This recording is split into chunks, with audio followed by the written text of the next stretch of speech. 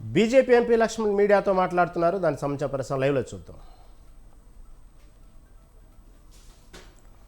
గెలిచే పరిస్థితి లేదని స్వయంగా ఇవాళ మమతా బెనర్జీ గారు బాహాటంగా ప్రకటిస్తూ ఉంటే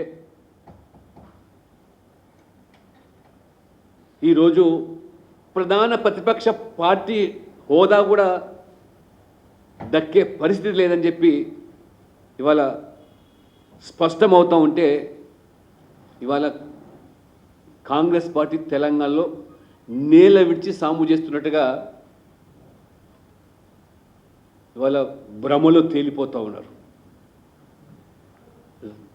రాహుల్ గాంధీ గారు ప్రధానమంత్రి అయిపోతారని పగటి కలలు అంటూ ఉన్నారు.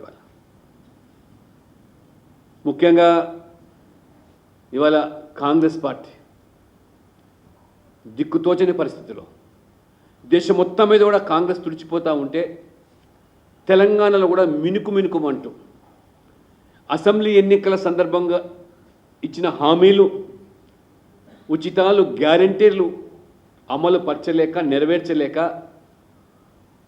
ఇవాళ మహిళలు, రైతులు ఆగ్రహాన్ని చవి చూసే పరిస్థితి రావడంతో ముఖ్యమంత్రి రేవంత్ రెడ్డి గారు ఒక అభద్రతా భావంతో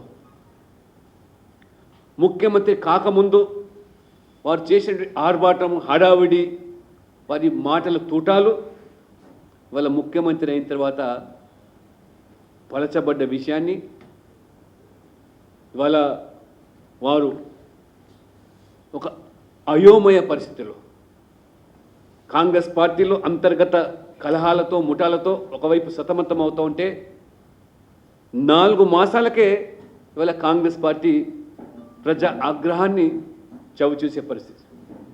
అందుకనే ఒక నాటకీయ ఫక్కీలో బీజేపీని అడ్డుకునే కుట్రలో భాగంగా Congress party, BRS, Majlis party, కమ్యూనిస్టులు సైతం కూడా ఈ తెలంగాణలో ప్రత్యక్షంగా పరోక్షంగా ఒక చీకటి ఒప్పందంలో భాగంగా మోదీ గారికి పెరుగుతున్న ఆదరణ, మోదీ గారి పట్ల ప్రజల ఆకర్షణను సహించలేక ఇవాళ ఎవరికి వారిగా ఎదురుదాడి చేస్తున్నప్పటికీ మోదీ గారి పట్ల లేదా బీజేపీ పట్ల మీరు చేస్తున్న విమర్శలు ఇవాళ ప్రజలు ఏమాత్రం కూడా ఇవాళ ఆదరించలేదు.